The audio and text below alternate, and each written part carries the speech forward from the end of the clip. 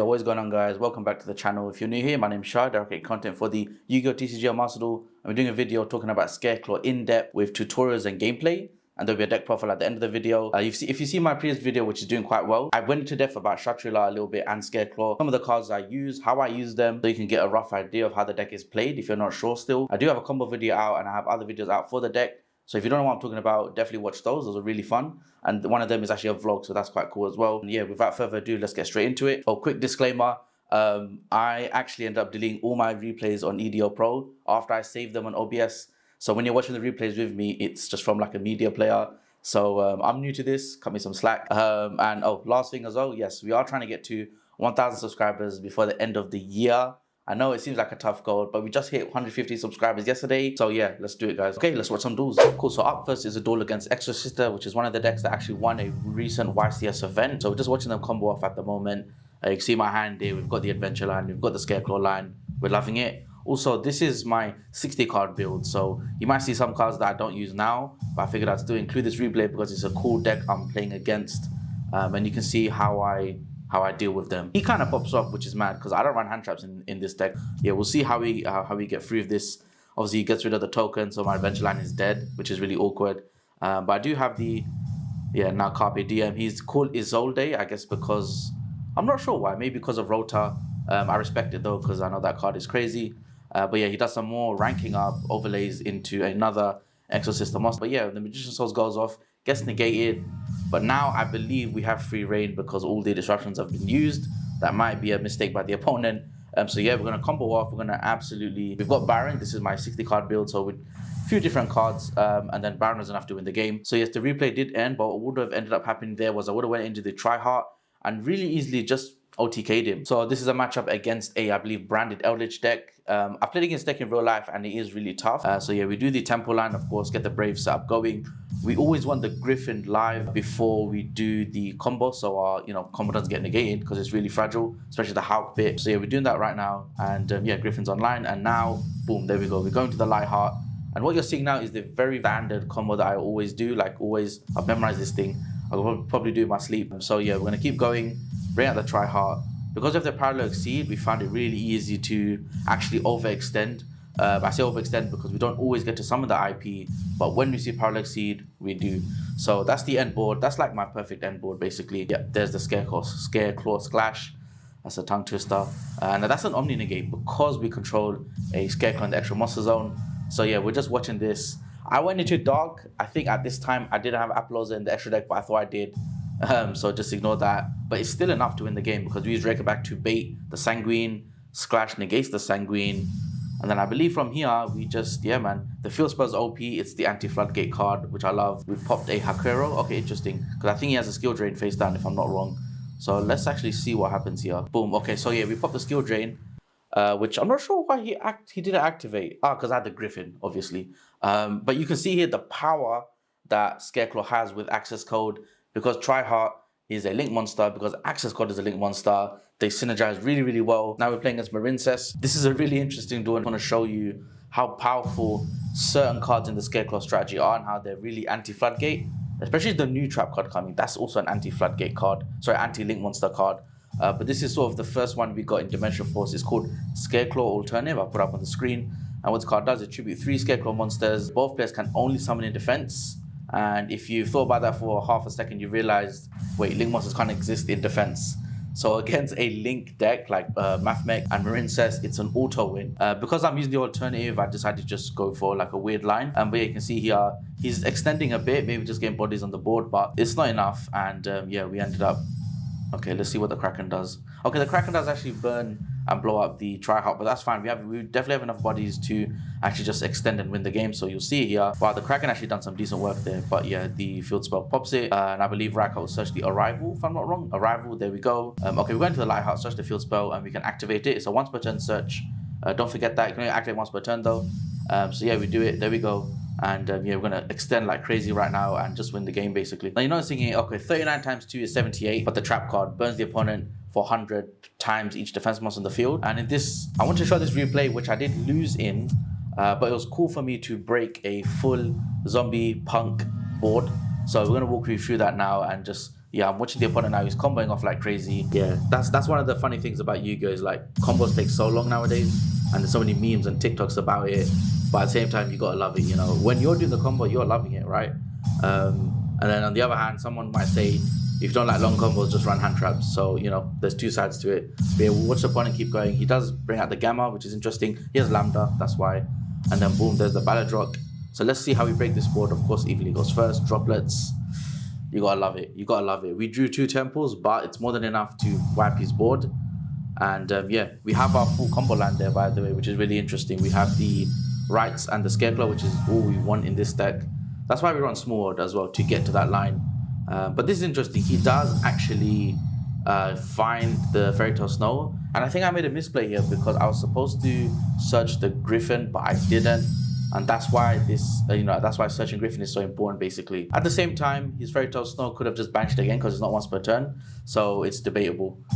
And then, yeah, the opponent is back to his turn. He does the Gamma, taking out the Illegal Knight. And that pretty much spoils the game for me because that was my only out to his extenders. Okay, so this replay is really cool because we broke a full Sprite board. It's a very, something you'll expect when you're at locals, regionals, tournaments, or you name it. He did create a decent sized board over here. So yeah, we'll keep watching. Boom, there's a Dark Blue no more, the anti-sprite card, you could call it. Didn't catch my video. I talked about the 5 cards to use in the Power of the Elements meta, and a lot of those cards I mentioned are actually being used right now. So I like to think that was a good discussion. And yeah, if you want to watch that, I'll put it in the description. But yeah, here we go. Here's the Baron, and there's the Lightheart combo. We love to see it. Activate, search the Visa Starfrost. Yep, Visa Starfrost. Here we're going to be searching, okay, Arrival. So as a Scareclaw player, when you're going second, you usually want to search Arrival. Sometimes when I side deck, I take out the Splash. So having Arrival is just better. It's just more of an aggressive card to search than Splash. But there are a lot of times, by the way, where that isn't the case, basically. And here you can see here, Dark Blue Normal, as I'm talking. Tryhard access code, you've seen it before. This combo is crazy. So this is a fun replay. We're talking about Darkwind Blast. You haven't seen it yet, but here we are. This is the new support for Scareclaw, and we're using it against a Branded Eldlich player. So yeah, here we go. All we need is one Scareclaw, as we always talked about. And we're going to full combo now. And there we go. There it is. Talk about Decline Scareclaw is the name of it. Yes, Decline Scareclaw. This card can return a field spell from the grave or field to the hand. Remember, you can activate once per turn and search as well. If there are 3 more defense spells in the field, you can also banish the spell card from the grave, add a Scareclaw to hand. So you've added an extender now, which is crazy. And also, by the way, you've noticed here, the right card actually drew 1 card and it was Parallel Exceed. So that's pretty nuts, not gonna lie. And boom, there we go. Oh my god, okay, so I forgot this. Yeah, you can add any Scareclaw card from grave to hand, and I bang on about this card so much because it's a non-once per turn monster reborn for Scareclaw, and it has a protection effect in grave, which is insane. So yeah, you can see here I've added it to hand. I'm specially summon a monster. Boom, there's our Tryhard. Everything's in defense. And we have the Parallel Exceed as well. So we're going off like crazy right now. And because we have the Parallel Exceed, we can extend and keep a Scareclaw on board to guarantee we get an OTK even through his tough defense line. So yeah, here we go. Tryhard is doing piercing damage thanks to Balone. And in this next duel, we're playing against Photon Hypernova with, well, the Photon Hypernova support. And he went first, which I'm glad he did. I wanted to see what the deck was capable of. And guys, this deck looks really fun. So yeah, he's comboing off. I guess you can learn a bit more about what the Photon Hypernova deck does right now with the new support. It's pretty strong stuff. You know, they have access to CDI, Snapdragon Infinity, and he's going to summon actually the new Exceed Boss monster. I kind of see the premise behind what the new support does. It that can't be outed in any way, shape, or form, thanks to a trap card and its own effects. And when it comes back to your turn, you just win the game. So I want to pause here and just shout this out. This is hilarious. The spell card looked through my extra deck and banished a monster from it. So remember, 1, he can look through it and see what you're playing, learn the counters, learn what to summon and how to play around stuff. But 2, he gets to rip a card out. Now, the only out I have to the big Exceed guy is Underworld, but he just banished it. So I thought that was really funny, and yeah, we'll just keep going. He's comboing off. This is one of the new support cards as well. Yeah, there's the trap card, by the way. That's the one that gives the big Exceed guy superpowers. There we go, that's the guy right there. So we started the Archer Eccentric, which I'm starting to really enjoy this card more and more. I did take it out at one point, but it's in the main deck for now. So yeah, get rid of the trap cards, and now we know what to expect. We do the Brave line, we've got the Souls line, and we have a big Scareclaw line coming up. So let's see how we deal with this card that can't be. He's unaffected by monster effects, unaffected by card effects, and is 6,400. My Scareclaw Tryhard maybe can get to that level, but I think I was running out of time here, so I was kind of panicking at the same time. So we do a bit of shenanigans here with the illegal. Now I love that card, by the way, to bounce some stuff and just get rid of a few things on the board. And yeah, we'll keep going here. But yeah, here we go. So I'm searching Scareclaw Twinsaw. That's a tongue twister. And I'll put that card up on the screen for you as well. So that card is a Swordsaw Blackout, which is amazing. And then if you control Vice of Starfrost, the cards get banished, which is insane. We also have its Grave effect. Link monster effects, I believe, for the whole turn for both players are negated. So that's a really cool way, again, to like out Link based decks. So we'll do it straight away. We don't want to mess around. We want to get rid of his Exceed guy. So we just wait for the protection to wear off, and boom, there we go. And then, yeah, we end the game with a standard Apolloza. We love to see it. Negating a ton of stuff, negating his Wizard, which is a really good combo line for him. And yeah, he ends his turn. And then I'll show you how we get to the OTK line here. Of course, we've gone through one tryhard, so we can't do the crazy OTK, but I believe we have enough. Yeah, we have enough because of right card. And boom, there we go. Decline Scareclaw is the card we've decided to search. We didn't search Arrival, and I'm starting to realize with the new support, Arrival is amazing because it's non-once per turn, but Decline Scareclaw is just on another level because of its Grave effect, in my opinion. But again, this field spell was activated on my first turn. This is my second turn, so we'll add it to hand, activate, search, banish the Scareclaw spell to add the tryhard back to the deck, so we can do the extended OTK line, which I was talking about previously. And there we go, 3,900 times by 3. Let's see if my maths is right. That's 3, 6, 9, 9, 18, 27. I think that's 11,700, which is quite standard. And yeah, there's the OTK. That's how we beat him. Okay, and I think for the final duel, we'll talk about the Ishuzu Tearlaments matchup against my Scareclaw deck with the Darkwind Blast support, because the guy's playing at full power, of course.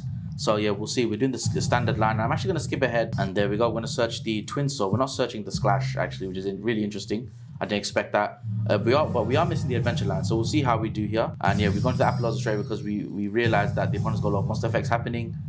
Sometimes we get tournament players, they have so many starters that Apolloza doesn't even do anything. He actually gets a Twinsaw out, a triple tactics out, which is terrifying as well. But yeah, we try and stop as much as we can. Let's just see. He does more Ishuzu fairy stuff. Earth Charmer, which is something I might have to try and Scareclaw, to be honest. And then yeah, I do Twinsaw to take out his Link because I'm scared of Access Code Talker. So yeah, we keep going here. Apolloza is negating. And then yeah, we were able to stop his combo enough, and he does end up with a fusion, but he realizes he can't do anything more, and we win. In this duel specifically, I didn't summon Herald of the Arclight, and as I'm talking about the Herald of the Arclight against Tearlaments, I'm going to show you a replay where I saved, where I actually did that against someone, and it does make it tough for them to actually do anything because Herald is going to banishing anything that gets sent to the graveyard that's not from the field, I believe, which makes it really tough for the opponent to do anything, basically. So yeah, we'll watch this replay and just see how we deal with it. I do trigger his Happiness's fusion effect because I want to bounce whatever he brings out, and that just means one less body on the field. So yeah, we do the Griffin line here. He's just doing cross out for D-Shifter. I'm not sure why, but we do the Griffin to take out the emergency teleport, and now we have an Omni Negate, which is really cool. And then yeah, the opponent just concedes. Yes, he did draw 2 punk cards, but he can't actually use them because of Herald of the Arclight. So you can see the application this card has and why it's really easy to summon in this deck, because how can Jet Synchron? So guys, this has been the main deck that I'm using right now after testing, after all the duels you've just seen. This is what I've landed on. You can see here at the moment, I'm still only running 1 of the Darkwind Blast cards. I think 1 is more than enough because you don't really have grindy games with this deck. And if you do, you usually win the game with tryhard anyway. But here we go. We've got the 1 Jet Synchron for the Hacker Firebacks. Here's the Scareclaw line. You've noticed I'm running 2 right card, not 3. Reason is I just don't think we need that kind of utility, but it makes you think with the Darkwind Blast support cards how good they are and the draw effect that Radcart has.